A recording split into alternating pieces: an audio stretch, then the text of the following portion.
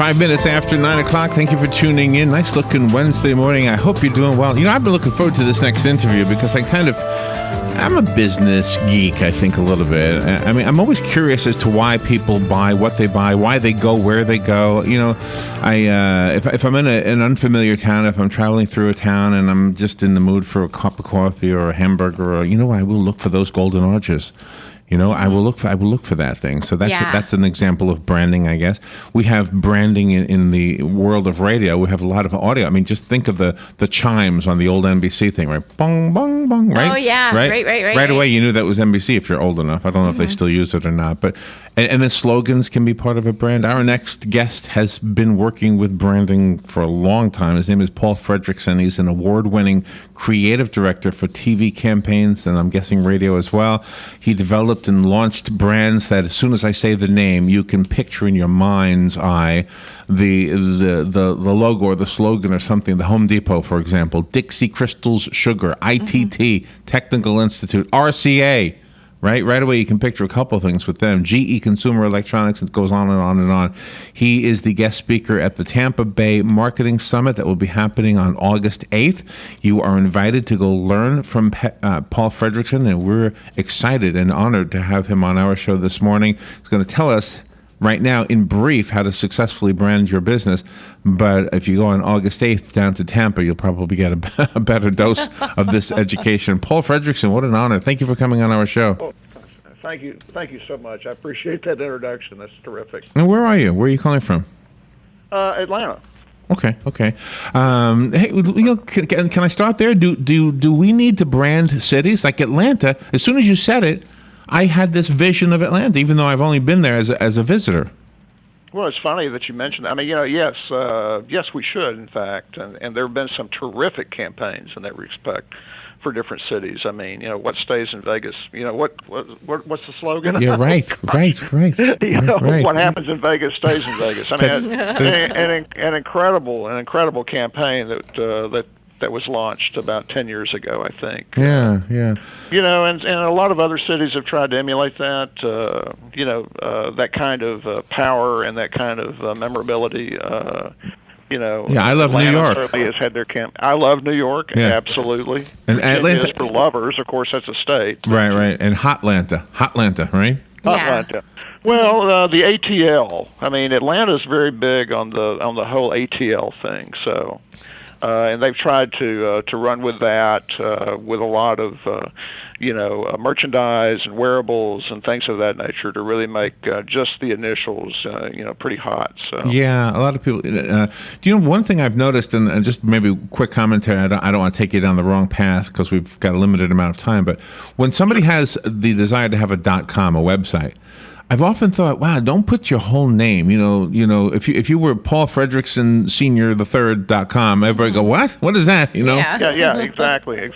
Yeah. So. You're absolutely right. I mean, it's and a lot of times too, it's just cumbersome, isn't it? I mean, if you try to load up your URL with too much information, I mean, it's just hard to remember. Of course, that URL identification needs to be supported with some advertising and publicity and that kind of thing in order to make it stick. But you're absolutely right about that. So in the work that you've done over the years, has technology actually changed your approach to branding? Oh yeah. Well, I've been in the business for a long time, so I've seen a lot of changes and a lot of things happen. But yeah, I mean, the ad business today is remarkably different than it was even 10 years ago, 20 years ago. So let's talk about change, though. I mean, sure. I don't know how long McDonald's has had the golden arches, but I know Burger King in my lifetime anyway. I remember their old logo. Yeah. And they changed it. Does it help? Does it hurt? What does changing a logo do? What happens a lot of times is that a brand just needs refreshing. It's just like when you and I go out and buy a new set of clothes, a new suit, new wardrobe. That's basically the same thing. The brand dress for a company will need some refresh. An interesting one, I think, is Starbucks. They pretty well dropped the words Starbucks from their brand identity. And now they, because the symbol, the icon, is so well known, it needs no translation. I never knew that they took it anymore. Wow. Yeah, you'll start seeing that more and more.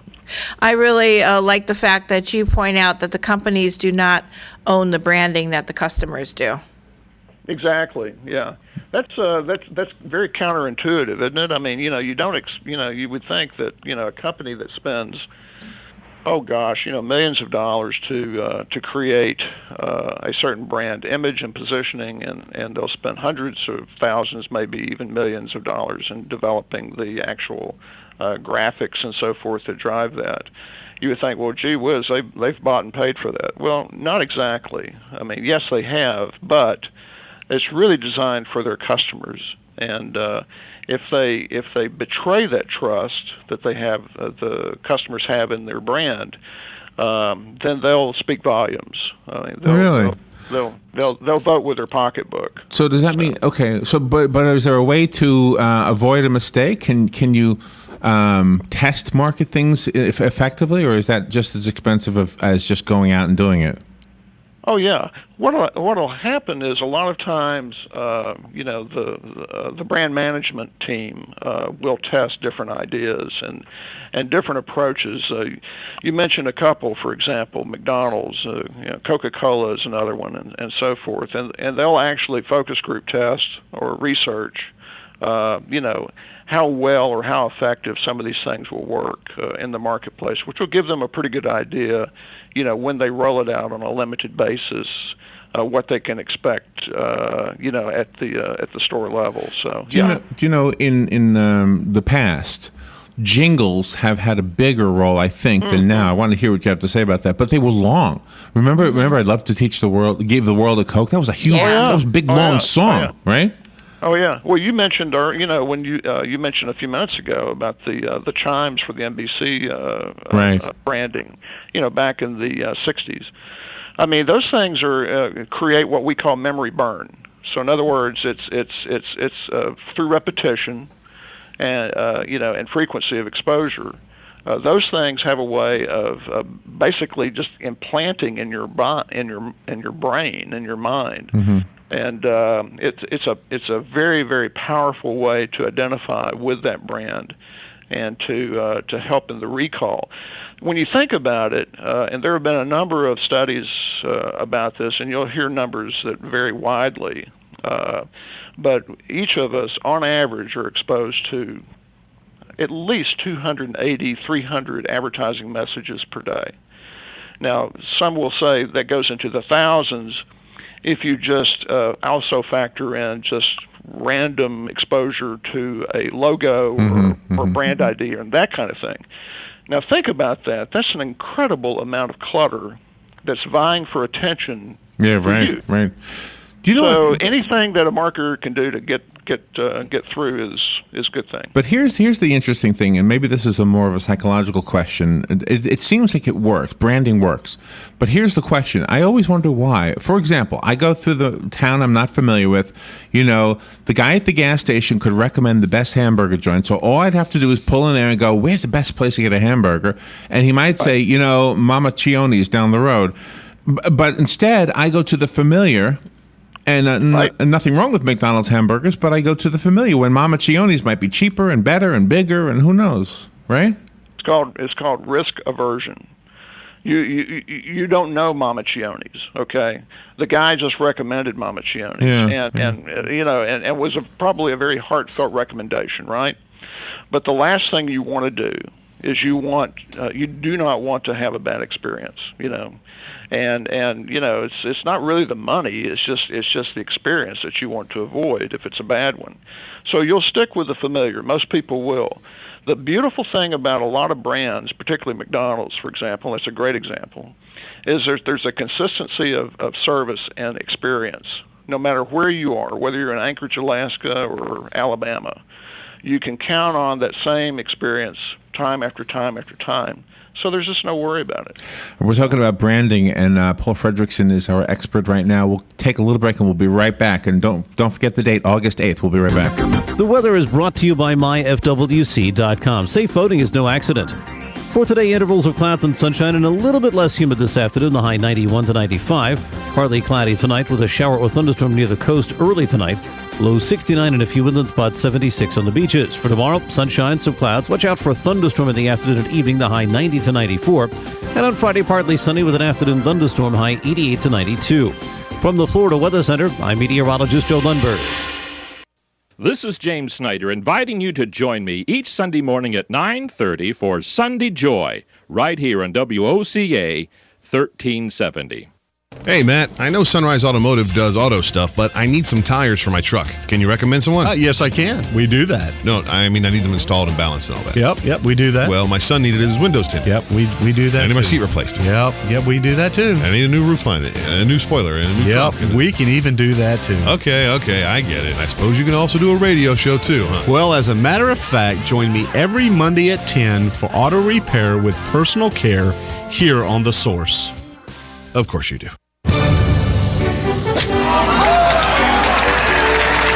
How good does it get? Golf has long been considered to be sport's most prestigious game, and WOCA has your connection to everything in the golf world. Every first and third Thursday at 10 a.m., tune in for Let's Talk Golf with your host, PGA professional and teacher to the stars, Jim Beckett, and operations manager for the Links of Spruce Creek South, Darren Irwin, right here on The Source. Hi, I'm Yvette, and I'm here to tell you a few things about ABC Fredericks Appliance. They sell not only new, but used guaranteed appliances. When you call ABC Fredericks Appliance, they will provide service on what they sell and any appliances that you own. ABC Fredericks Appliance is located in Bellevue, right over the railroad tracks. Call 352-629-5181. That's 352-629-5181. That's 352-629-5181. ABC Fredericks Appliance. Hi, I'm Leah Caruso with Strive Rehabilitation, inviting you to join me Thursday at 11 a.m. for Health Matters. Ocala Health and Strive have teamed up to bring you the latest information on good health services available to you right here at home. This vital information will help you make informed decisions about your health. So don't forget to join me here at 11 a.m. Thursday. It's news you can use from Ocala Health, Strive, and your friends here at WOCA.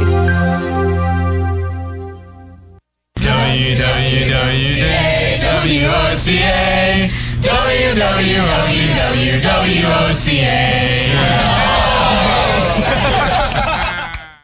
Your source for the #1 sports weekends, Fox Sports, only on 96.3 FM, 1370 AM. All right, 18 minutes after 9 o'clock. Thank you for waiting through the break. 79 degrees, by the way, here at the Paddock Mall. When I was a kid, I went to a mall on Long Island, and I remember being stopped by an attractive girl with a clipboard, and that always gets my attention. Of course. Even now it does. and she said to me, would you be willing to take a little survey? And so I said, sure. And so I went with her down this hall, and we went into this office, and basically I was given a mint to try. Mm-hmm. And I had to answer some questions about the mint. Did I like it? It's different questions. One of the questions was, what do you think of the name Liberty Mints? That was the name of the mint. And I said, well, I don't really think that's a good name. I don't remember why I didn't think it was a good name. I don't see why one name would be bad. But name picking has got to be a part of branding. I mean, and not to say that that I was right. It could have been a good name. Paul Friederichsen is our guest. He is going to be down in Tampa on August 8th. He's in Atlanta right now, and he is the guy to go to if you want to know some tips on how to brand your business. And Paul, I was thinking about this during the break, that branding comes in the form of, the logo, the slogan, the name, right. So many different things, right? Exactly. Yes, absolutely.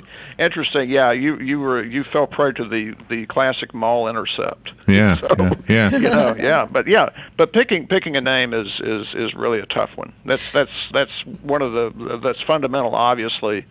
And that's probably one of the toughest things, depending on the category. So, I like how branding has seasons, specifically during the Christmas season, because you've got the familiar, the Barbie dolls that stay up to date with the up to date fashions mm-hmm. and everything that the youngsters would enjoy. But then they also seem to go back to the retro Barbie during the Christmas season, and they do that with other things too, because that way you've got consumers buying from both ends. Well, they're playing on your nostalgia, aren't they? I mean, they're you're remembering when you were a little girl, when you were a kid, and playing with Barbies and so forth, and that what a great marketing ploy, isn't it? It's wonderful. Amazing. Yeah, and using seasons and using Robin brought up the winter, the Christmas season. I mean, doesn't Coca-Cola tap into that every year with their Santa Claus? Absolutely. Yeah. Absolutely. Well, the polar bears too. The polar bears, right. In the last 20 years, they've cornered the market on polar bears. That's for sure. Have you, in your years of doing this, have you ever had something presented that you thought wouldn't work, and then wow, it did? You were against it? Honestly, I can't think of. That's a great question. Nothing comes to mind right now. I have seen things that I've kind of wondered. But they usually, by the time we see it as consumers, it's been pretty well vetted and it's pretty well thought through, and it's usually going to work. There obviously have been some exceptions in history, but. There's just a lot of money at stake. So, how do you incorporate the marketing aspect with the advertising aspect? Where, like radio, you have to go out into the public, to the business owner. How do you convince them with your type of radio station, with your brand of television, things like that, to purchase ads in that particular media, and convince them that this would be good for their business? Well, it all stems from being consumer facing. I mean, it's really what your consumer, your customer, what their habits are, what their media habits are, what stations do they listen to, what type of music do they like, what books do they read, what magazines do they subscribe to, where are they physically, particularly if you're a small business or a retail shop or something like that, and it's incredibly incumbent upon the advertiser, which is the business or the retailer or whatever, to really know their customer, and because everything emanates from that. It's not the personal preference of what you, the store owner, likes. And again, this gets back to the question we talked about a few minutes ago about who really owns the brand. It's not what you want. It's not what you like. It's really what your customer likes, and how to reach that customer. I've noticed that the Wendy's, the hamburger place, the illustration of Wendy herself is a different look now. She's got a more modern look to her. Mm-hmm. And I was at KFC, and I noticed that Colonel Sanders is starting to look younger. And then Robin pointed out that no, you're just getting older. Yeah. Could be a little of both. Yeah, the whole Wendy's story is an interesting story because for a number of years, Wendy's had a real tough time. I mean, they had a notorious reputation in the business with regard to being able to keep an ad agency. And oh, really? They went through a number of them many years ago, and then I guess one of the agencies finally hit on the magic formula of Dave Thomas, and Dave founded Wendy's in Columbus, Ohio, and was just a terrific guy, and built Wendy's into a franchise that would compete against McDonald's and Burger King quite well, and Dave did a terrific job, and then Dave passed away, and then they've gone through a number of other iterations. Oh, that's interesting. This latest formula, though, with a redhead young woman who you would think may be Wendy grown up, has hit. It's been a real home run. Oh, wow. It has been a hit. Yeah. I think she looks more attractive now. Maybe. Yeah. But you know what? Let me bring up another restaurant, Chick-fil-A. Sure. And a marketing thing that may not be a marketing thing, but it definitely has an effect. They've aligned themselves with conservative values. Mm-hmm. And whether that was a marketing idea or just happens to be, I can tell you for absolute fact that's incredibly authentic. That is really the belief system and of Truett Cathy, who founded this chain. Mm-hmm. And he started out that way, never opened on Sunday, and that kind of thing, and it stuck. which is again one of the things that advertisers have to remember is that they have to be authentic. They have to be genuine about what guides their company, what guides their brand, and so forth. It can't be a marketing gimmick. It has to be real. It has to have substance to it, or else it won't be believable. I mean, the consumers are far too smart for that. It goes back to one of your earlier statements that consumers actually own the campaign, or own the logo, or the slogan, or the branding. Right. So the thing about Truett is, I mean, and again, the whole Chick-fil-A chain is, I mean, that's not going to appeal to everyone. But honestly, you're not trying to appeal to everybody. You're trying to appeal to your core market. That's right. I believe that too. Well. Yeah. So the small guy, the guy who doesn't have much of a budget, how important is his candy store to a branding campaign? The thing that I try to impress on clients, that no matter how large or small your company is, don't underestimate the value and the power of branding, because basically that takes a business plan and gives it that kind of traction and that kind of identity that it needs so desperately in order to compete effectively in the marketplace. So even if you're a small business, it's important. Will you be meeting one-on-one with different attendees at the Marketing Summit? Love to. Absolutely. Would love to. Yeah, absolutely. Yeah. And we'll all be down there. I think there's 14 of us speaking. It's going to be an incredible day. And yes, and we will be there the whole time, and I would love to meet anybody that wants to talk.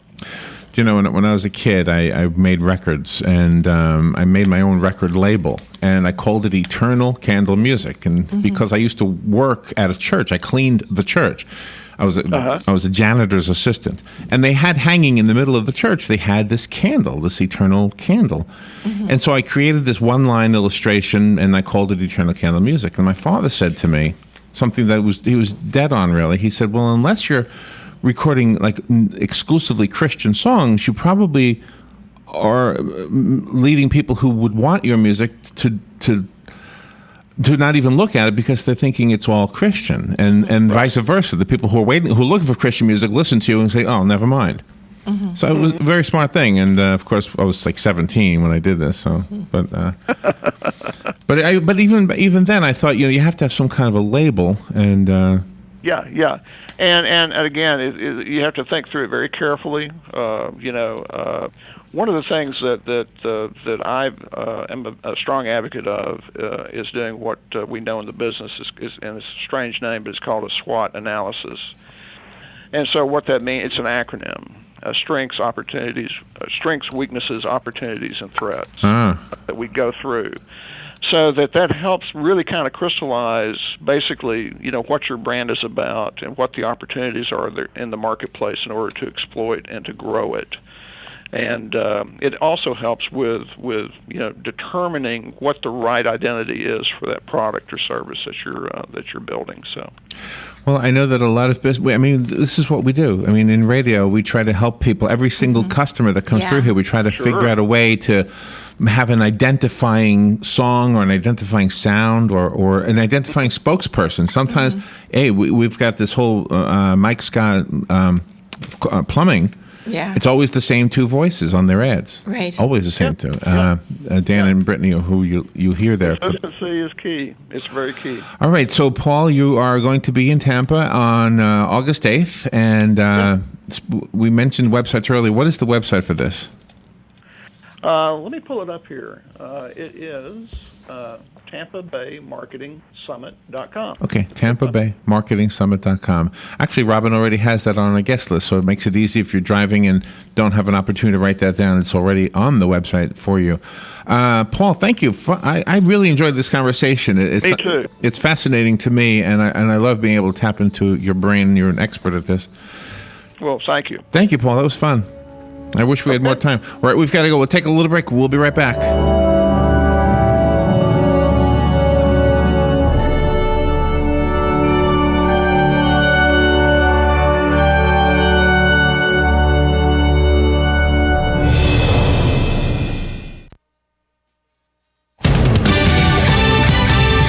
Fox News Radio, I'm Lillian Wu. There's a brief ceasefire underway in parts of the Gaza Strip, according to the Israeli military. The idea is that people can evacuate from certain areas.